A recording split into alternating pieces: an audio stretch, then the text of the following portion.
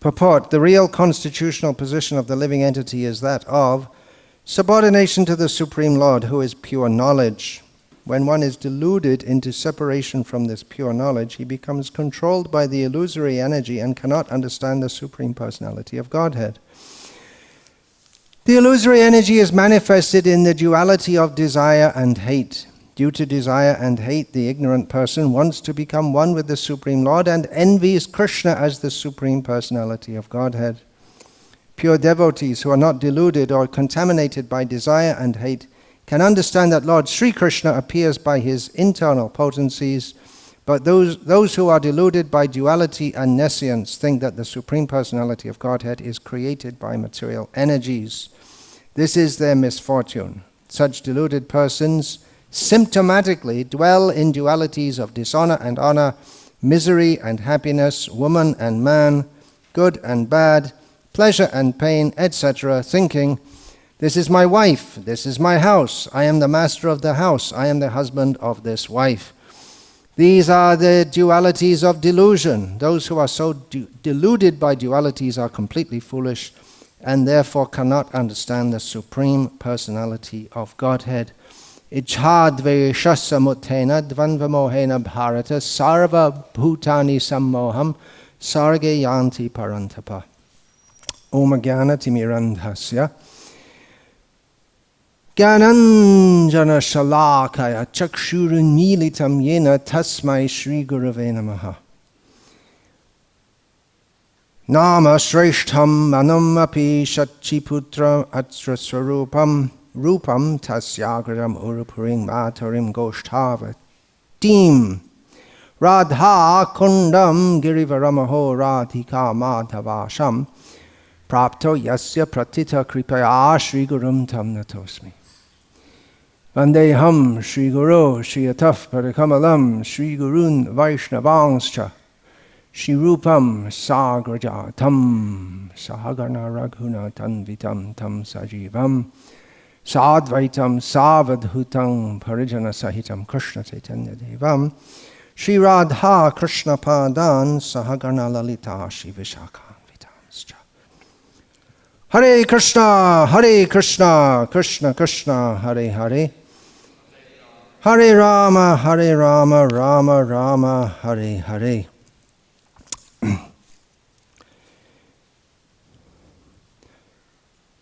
We're all very excited.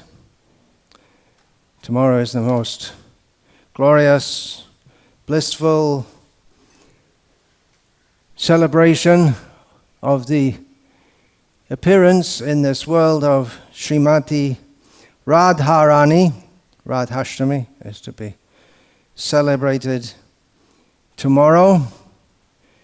Sri Radha, who Rupa Goswami glorifies in many ways, actually with every breath, incoming, outgoing, and in between also. Rupa Goswami does nothing but glorify Sri Radha and serve her.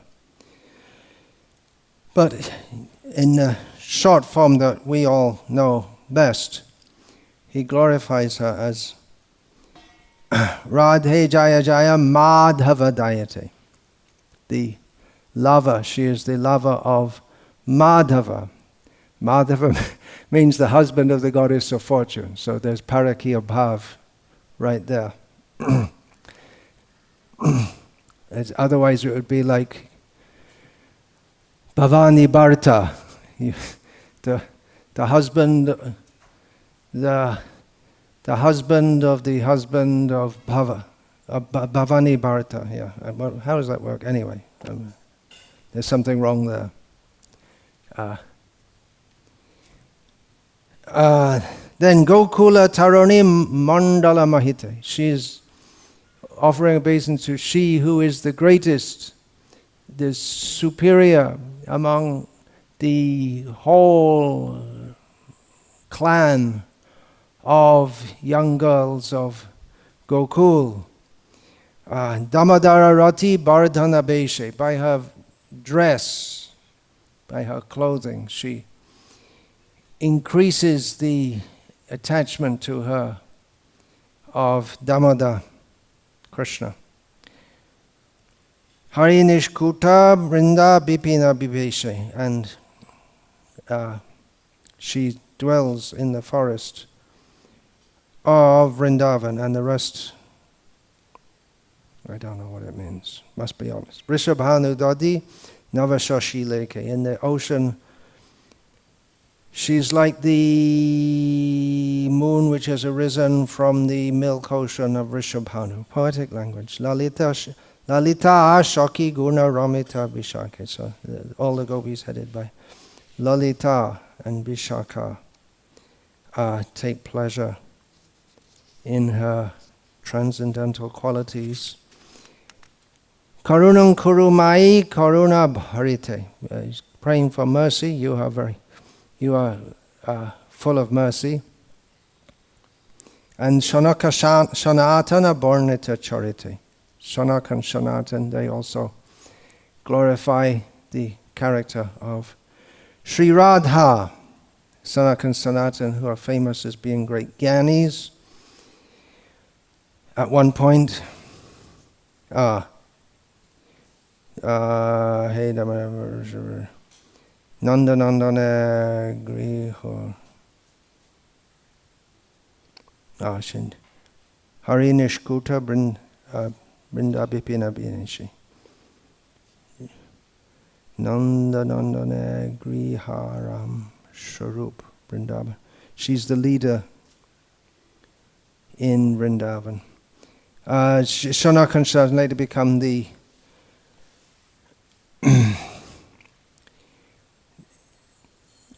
beginners of the what is now the Nimbaka Sampradaya, who worship Radha and Krishna. So I'm starting today speaking about Radha because there's much to say. It'll take a lot of time, and in the spirit of Adhivasa. The day before a festival, you have introductory ceremony, an introductory ceremony. So that helps to prepare the mind for the upcoming festival, get us in the mood, so to speak.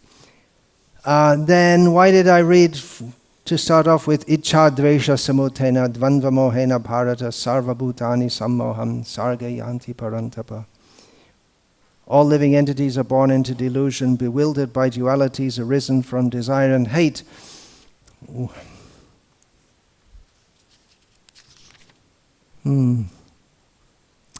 don't find any Radha there. You can look through the whole Bhagavad-gita. Mam Chayovya Bicharena Bhakti Yogena Sevate Sagunan Samatityaitan Brahma Bhuyaya Kalpate. You can enter into Brahman. But where's Radha? Well, let's be honest, we're a long way from Radha. Oh, there's a ceiling there, and it hurts my back to look up anyway. There's a ceiling there. It's a long way up to Radha Tattva, Radha Lila, Radha Katha. It's a long way to go, but we have to start somewhere. Where are we going to start? Well, we have to start where we are. Where are we? To quote the great unsaintly person, Oscar Wilde, I won't talk about his unsaintliness at this point. We are all in the gutter. Gutter is, in Indian English, is drain. In English, drain means something else. But we are all in the gutter, but some are looking up at the stars. It's a good saying. We also, Om Tat Vishnu Paramam Padang Sada Pashyanti Surya Deviva Chakshuratatam. Vishnu Yat Paramam Padam. The saintly persons, they look up to the supreme abode of Vishnu. That's from Rig Veda. So some people say there's no Vishnu in the Vedas, but there is in Rig Veda. So looking up means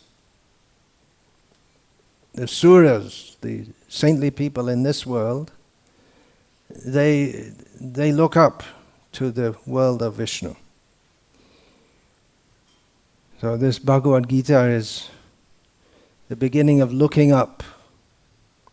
Arjuna is looking out at the world and seeing so much problem is facing him. And Arjuna, Krishna told Arjuna, just look up, look up, look up. Then you'll see everything. Actually, for Arjuna, he didn't have to look up. He just looked straight in front of him and see Krishna. But he was looking out at all the soldiers and forgetting who Krishna is. Krishna is right with him. Everyone has to look up to Krishna, but Krishna comes down into this material world to tell us to go up to him. So we have to look up. What do we see when we look up? At night we can see all the stars and the constellations, and thoughtful people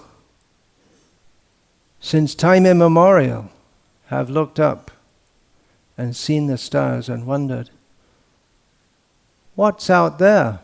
What's all that about? What are we doing here? We seem to be very small. There's a whole big universe out there that we have no access to.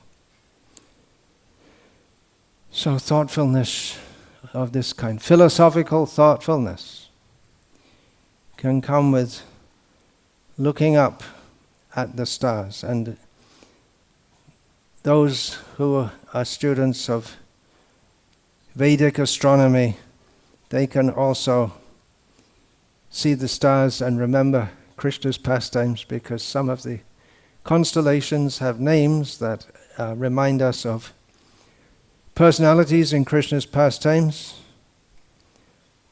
Revati, Rohini, Chitra, Vishakha, and of course, Nakshatranam Aham Shashi, the moon. Krishna is the moon among the stars. But we have to look further. How are we going to look further? We have to look beyond this universe. Beyond this earth, go through the universe. There are different coverings of the universe, which are you will know very well, Gokul Chanda. They're described differently in different shastras. And there's earth, water, fire, air, ether, then Mahat, then Pradhan, like that. There's different coverings, different shastras describe different coverings. Ego is there also. I have to go through the covering of ego. That's really tough. That's where you can drill your way through the earth and swim your way through the water and put on an asbestos covering and go through the fire. But getting through the ego, that's a really tough one. And even then you have to go beyond the Mahat and the Pradhan. But we have to keep on going further. Now as scientists, they're talking about going to Mars, right? We're much more ambitious than that. Forget Mars. What are you going to do there? More eating, sleeping, mating and defending. We have to go way, way, way, way, way through all the... Once you get beyond the universe, you end up in the causal ocean, is it not? What do you end up in? And then you have to get through the Vaitarani, and then you go to the Jyoti. You get stuck there too. You have to go beyond that to Vaikuntha, and if following in the footsteps of Gopakuma, you go to Ayodhya.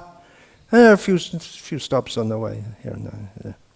Dwarka, Mathura, and Vrindavan, and then you can find Radha and Krishna. You can find Krishna in Dwarka and Mathura, but to find Radha, we have to go all the way to way, way up. It's a long, long way to go, and we are in the gutter. We are in the Ichcha, Dvesha, Dvandva Moha. We are in this situation. So the first thing we have to do is get out. Look up and look down all around us and think, I don't want to be here. And all the prominent schools of what we can call Indian philosophy, they all agree on this. We got to get out of here. It's a mess. What's outside, what happens when you get outside this mess, that's debatable. But they all agree there's got to be something better than this. Punarapi jananam, punarapi maranam. Getting born again, dying again. And Ichcha, dvesha, desiring, and desiring something, and wanting to get something, and wanting to get away from something else, or avoid something else, or destroy something else. All the prominent schools of Vedic philosophy agree on this. There's the Nyaya Vaisheshika, the Sankhya and Yoga school or schools. The schools of Vedanta, they all agree on this. And also the Buddhists and the Jains. And even Tantrics, they all agree on this. They all seek mukti. The only ones that don't are the very important Vedic school of Purva Mimamsa. They don't want to get out of it. They want to get out of this planet, but not out of the whole material existence. And there are Charvakas and others, atheistic. They don't want to get out. They don't think there's any way to go. That bhasmi bhutasya dehasya king puna agamano bhavet. Punarapi jananam, Shankara says. Again and again there's birth. And Charvaka says, no. Die, body is burned, you're not going to come back. It's all over, finished.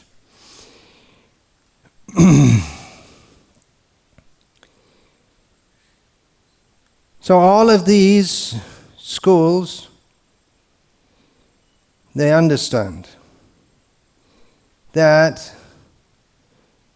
incarceration in this material world, the root of it all is suffering. This Buddha discovered that suffering, he didn't discover it, but his followers think he discovered it. That the root of all tribulation, all suffering, is desire.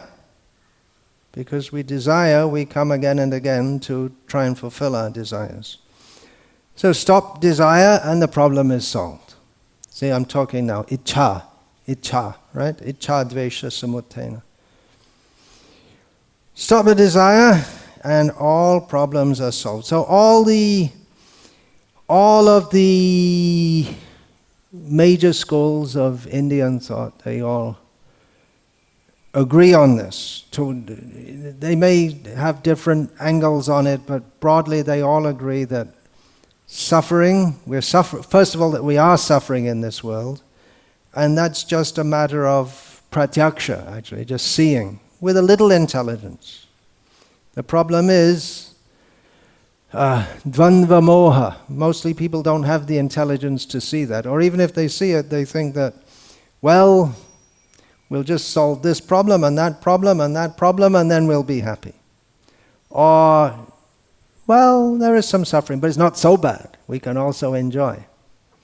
There's someone who's got a little intelligence, for which all these schools that we've discussed, they all in various ways describe the necessity of following some basic principles of moral life for purification of character, because, well, with the exception of the tantric school, but they just go to the extreme opposite.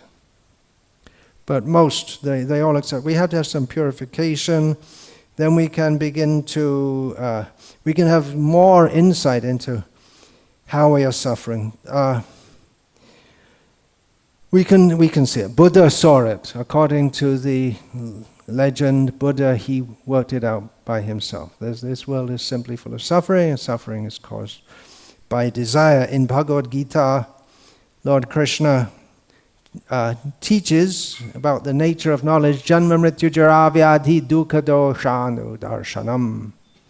Yeah, you can see all around you birth, death, old age, and disease, which Buddha, that was also his realization, came upon finding out that there are such things as birth, death, old age, and disease, and it's full of suffering. But Lord Krishna advises us to understand this through hearing from authorities. That this is miserable, you understand this from authorities, so we can get a proper understanding of this. So this is the beginning of Sambandha Jnana. And we're talking about Radha.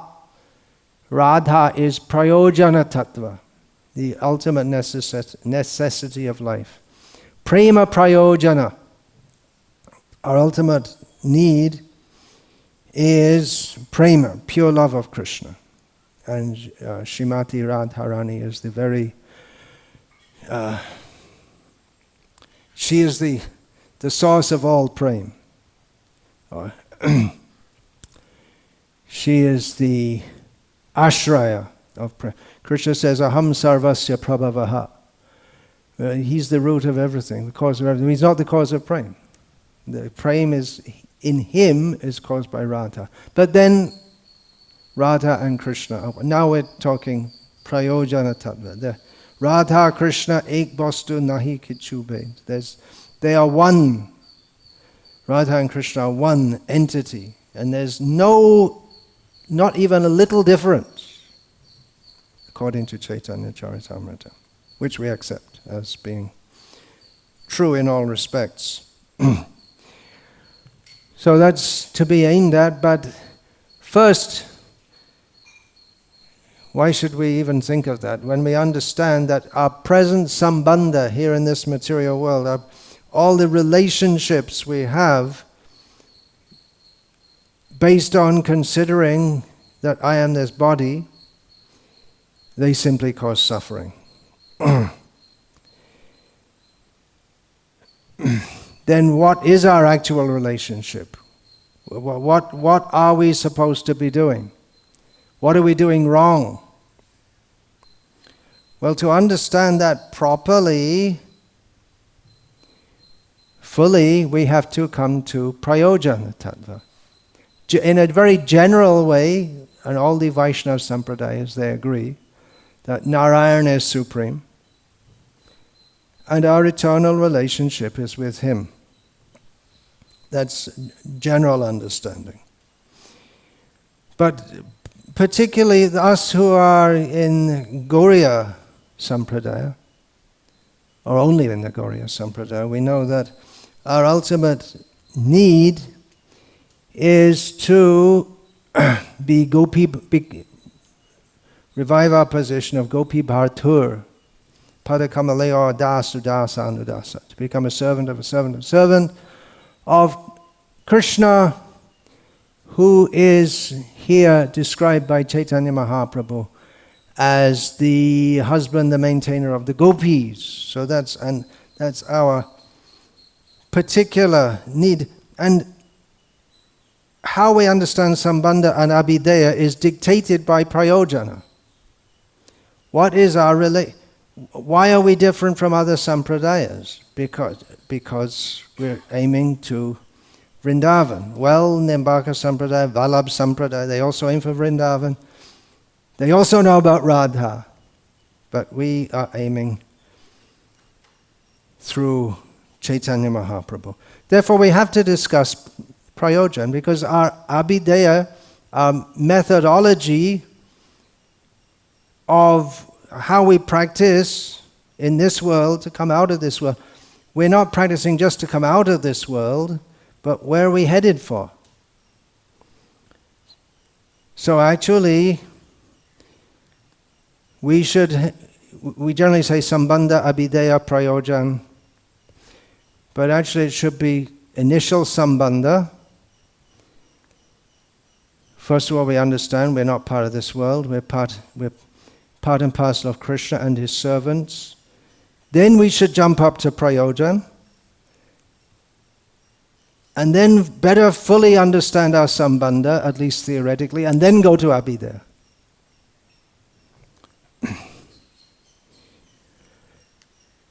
And practically all the schools do that. I don't know exactly if how they teach, but they just like when talking all the schools, they speak of mukti. So in Shankara's teachings, we find that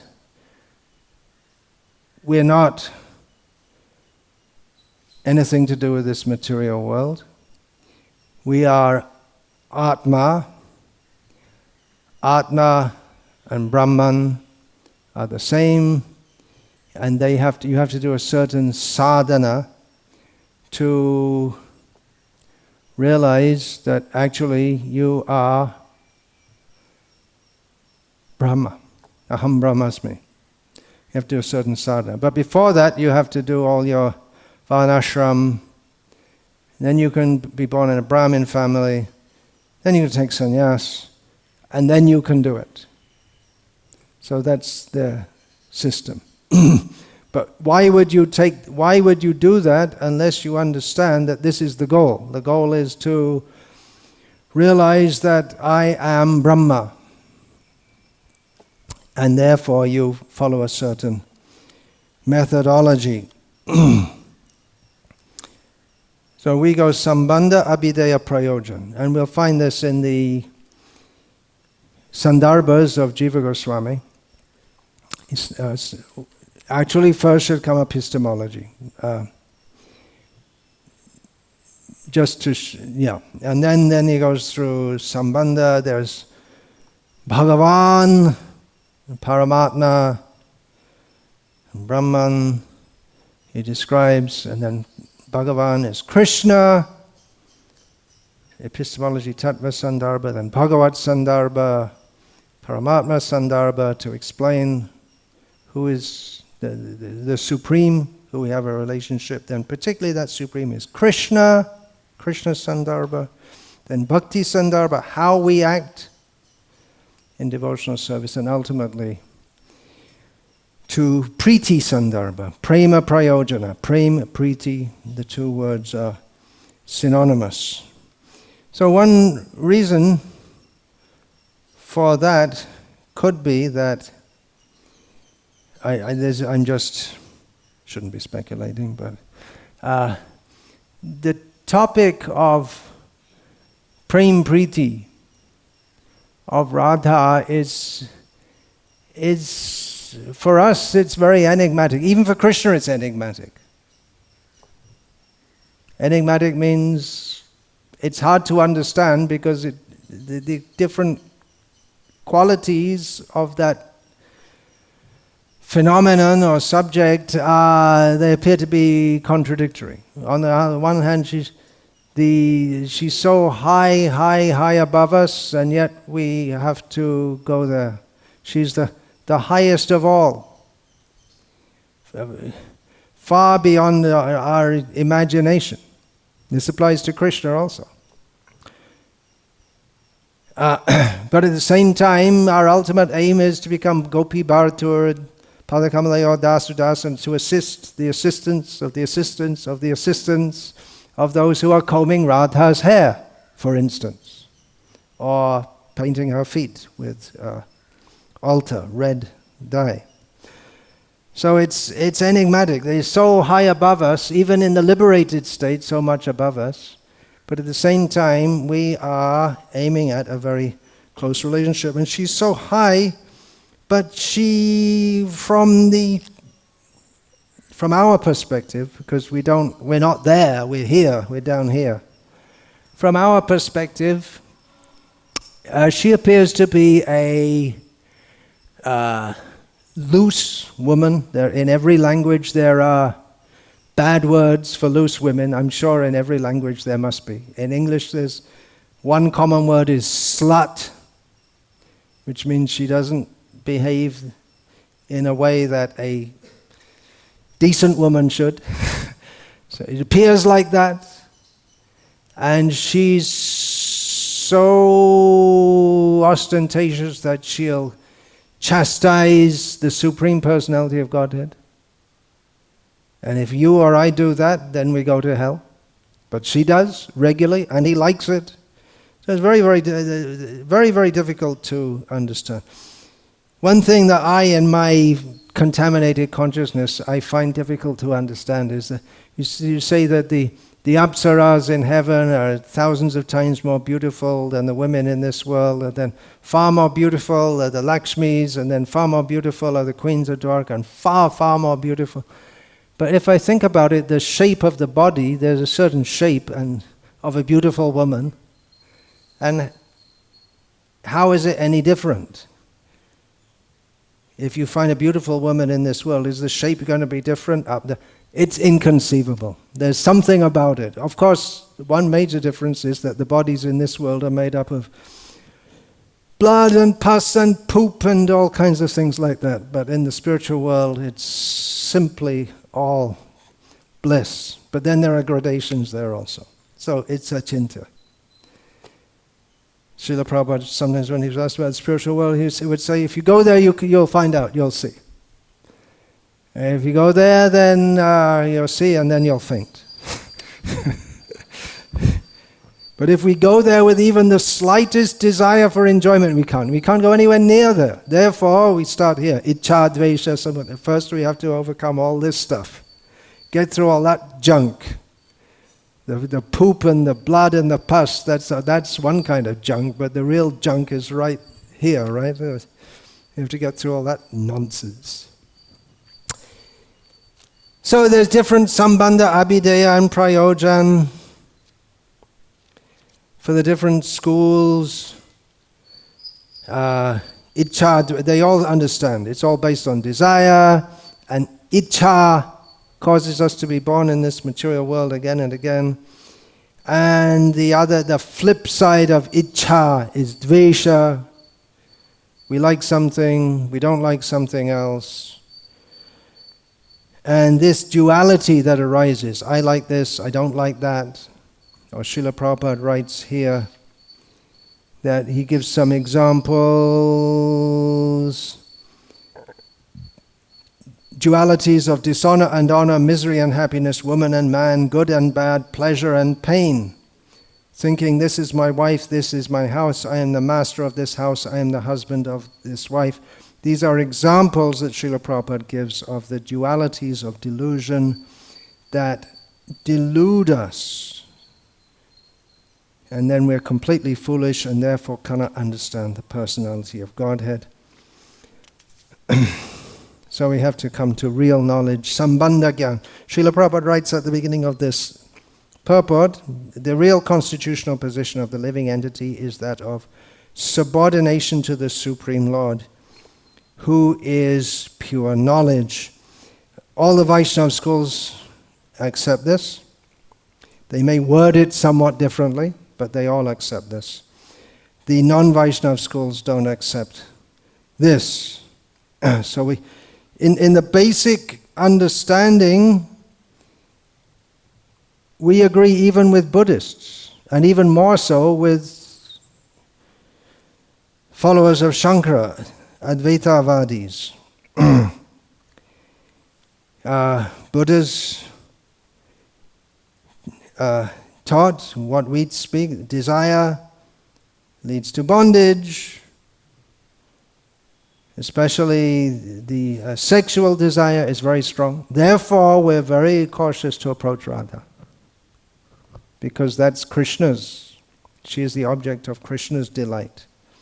And the sexual desire. Why is there such a strong sex desire? Why is it so strong? You may say biologically this, that. But because Krishna's sex desire is very strong for Radha. But that, even to say it, we feel a little ashamed or embarrassed or uncomfortable even to say that. It's just like children, they don't talk about the sexual activities of their parents. When they're a little grown up, they know it's going on, But it's not something to talk about or think about. We don't have jurisdiction there.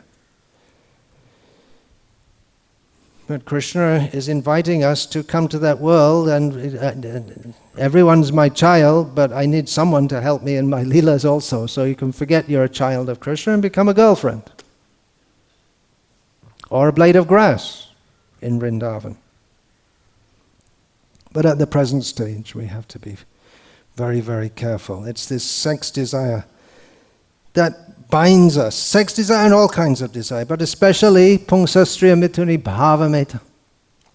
Tayaraho hridya grantyamahuhu. Aho griha kshetra sutata vitaya janasya mohoyam aham mameti.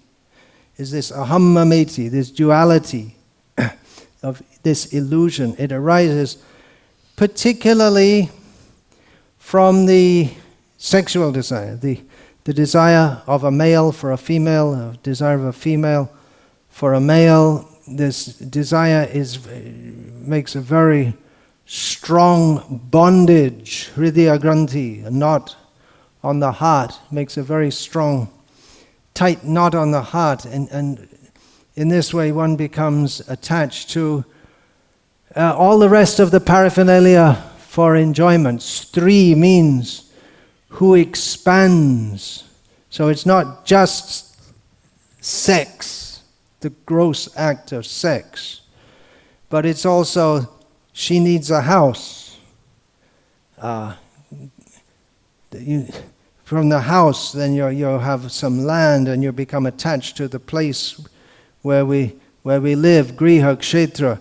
Then there are children and relatives and the whole society, friendship and love, Sutamita Ramani Samaji. All of this, and then some wealth is required, and more wealth than is required to show that I'm better than you, which is all sex. To show I have more money than you, it's all for prestige and to show. If a man has more money, then mi nun mi pu ying in Thai language, they worked it all out. If you have money, you have woman. That's all. If you don't, you don't. Woman for enjoyment, you need money. And that's true either illicit sex or illicit sex, because you see when you go for marriage, arranged marriage, the boy may be looking at what is the color of the skin? Is it wheatish? It's all wheatish in the write-up, but then some of them are blackish.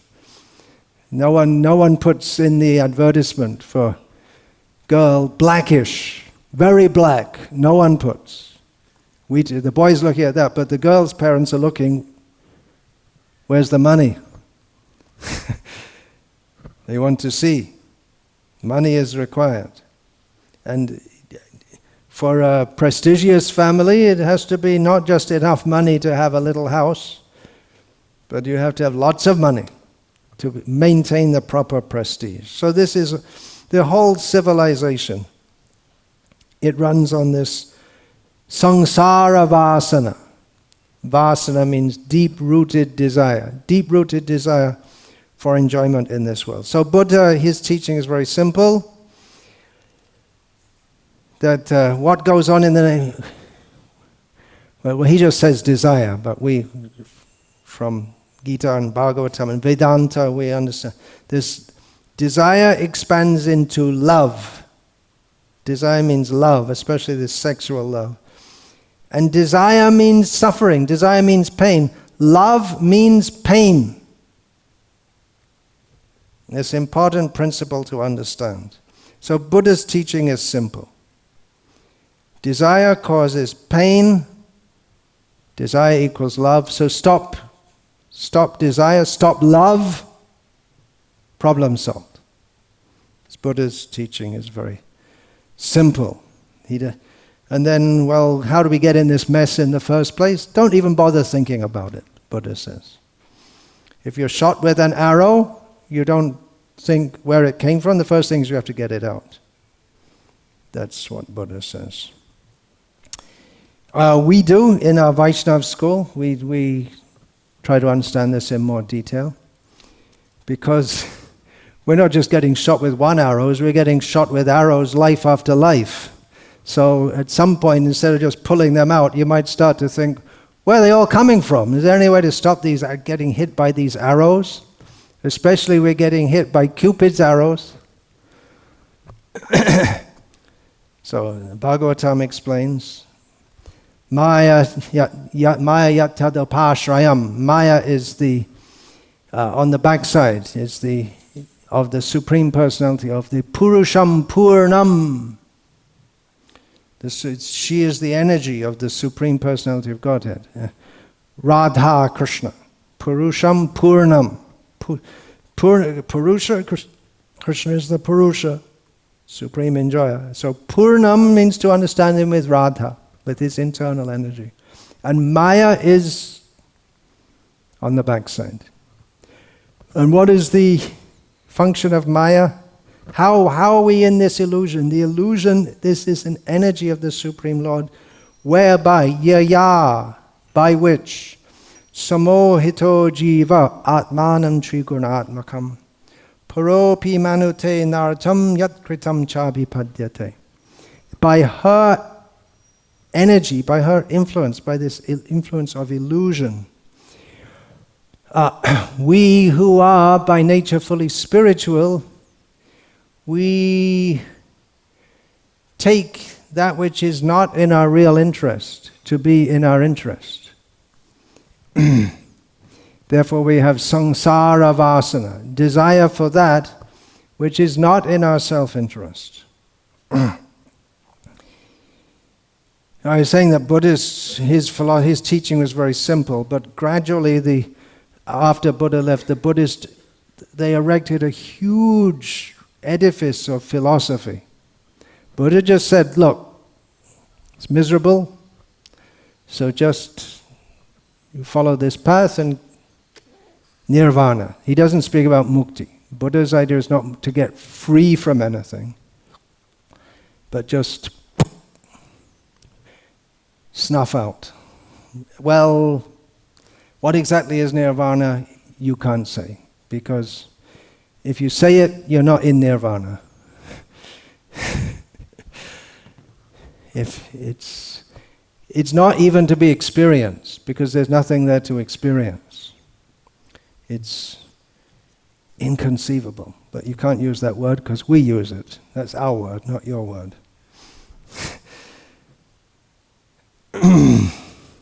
So the Buddhists gradually, they had erected a huge edifice of philosophy, or philosophies. Buddha said, don't worry about all this. But then he also said to preach. And if you're going to preach, people say, what about this and what about that? And then you have to answer it. So they made so many different philosophies, actually. But they religiously avoid the question of why. Why is there desire? Why is this? No. Buddha said not to get into that. So they get very deeply into. So desire, what is it? It's a psychological function. In modern language, say psychological. So they got very deeply in.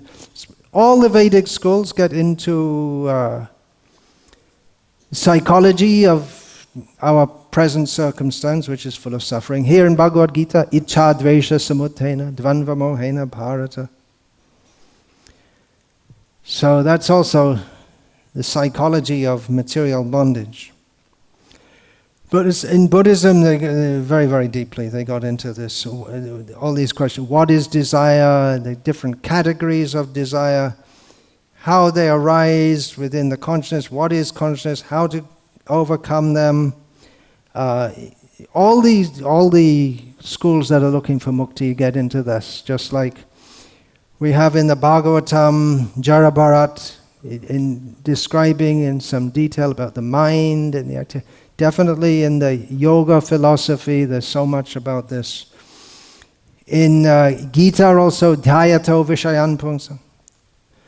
Sangasteshu Pajayate. Sangat Sanjayate Kama. Kamat Krodho Bijayate. Krodho Bhavati Sammoha. Sammohat Smriti Vibramaha. Sriti Vibramaha, Then Shriti Brangshad, Buddhinasho, Buddhinashat Pranashyati. So it's a psychological analysis of various gradually degrading states of consciousness by which we become completely smashed in this material existence. The Buddhists, they got deeply into discussing all these things, vasana, samskara, vasana, the deep-rooted desire, very deep within the heart, the underpinnings of our consciousness, and samskaras, all these different things. How everything we see, do, everything we experience, even in dreams, even in our imagination, it all makes an impression within our consciousness, which may then enter the deep consciousness, and then that forms our personality at the very deepest level, our desires, and then sometimes these desires come out. We have in the Padma Purana also some description of this, how the desires manifest. We're suffering. What are we suffering? Prarabdha karma phal. We're presently suffering the results of previously committed activities, suffering or enjoying, if you want to call it that. We're presently suffering that. But there's a lot more in stock waiting up. Aprarabdha phalang papam. There's the aprarabdha, that which is not yet manifested, which is going to be manifested in due course of time. Maya adhyakshena prakriti. Under Krishna, ultimately under Krishna's direction, this material nature is working. It's not just the stars and the planets and the seasons.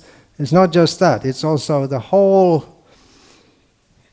get up of the material world, how different living beings are put in different situations. Karmana daiva netrena jantur deho papatya. How they're all placed in certain situations. So there's kutam, bijam, phalonlokam. There are desires at different levels. There are those desires very, very deeply in the heart. And there are those which are more ready to manifest, and those which are just ready to manifest. And kramenaiva praliyeta Vishnu Bhakti ritatmana. And then by Vishnu Bhakti, they can all be destroyed. So it's all this is discussed in detail. This verse I just quoted, that's quoted by Rupa Goswami, who came to teach us about Radha. But he also quotes this verse. So you may be thinking, well, where's Radha here? What's going on? It's supposed to be Radhashtami talk, right? So all this talk about sinful reactions and psychology and suffering. Suffering. I'm going to stop now. Suffering. Back pain. What do you do to get back pain? What do you have to do? I mean, apart from sitting in the wrong posture, what kind of karmic thing do you have to do? You can imagine if you get a pain in your hand, maybe you punch someone in the face, but what did you do with your back? Difficult. We have to find out. No, we don't have to find out. We just have to get out of this mess. So anyway, Radha Katha is coming. We're getting there gradually, but remember, it's a long way to go. It might take a long time. You might think, well, how long are we going to discuss this? Maybe a few hours? May extend over a few days?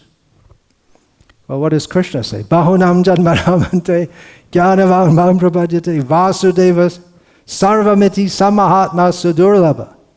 After many, many births of trying to understand all these things, some rare soul may understand Vasudeva Sarvam. Vasudeva is everything. And that's, even if you understand that, it's still a long way from Radha.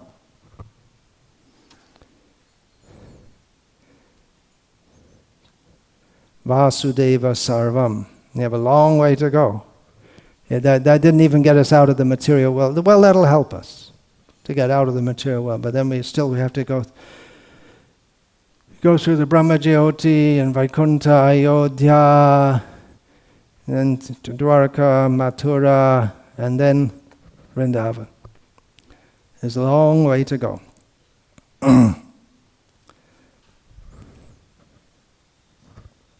I'll stop there for now. And then Radha willing, usually I say Krishna willing, but I think today we can say Radha willing. Then we can continue tomorrow.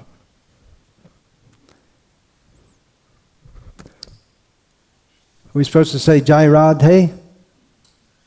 We can say Hare Krishna. Hare Krishna means, oh Krishna, oh energy of Krishna, please engage me in your service. So that's what we're asking for. It's a very, very high prayer. Very high prayer. And we sing every morning to Tulsi Devi, E Nivedana Dharo Shakirano Gato Karo. This is my offer, my petition to you. Let me be one of the followers, servants of the Sakhis, the Gopi associates of Radha. Very high prayer. But we're always saying very high. Hare Krishna, very high prayer. May we engage in your service, Radha and Krishna. Hare Krishna. Dante nidhaya churnakang padyo nipatya. Kritvacha kakushatameta ravimi. Hey sadhava sakala eva vihaya duraj chaitanya chandra charane kuritana raga. Vancha kalpatarubhyascha kipa sindhuvi avacha patitanam pavanebhyo. Vaishnavebhyo namo namaha.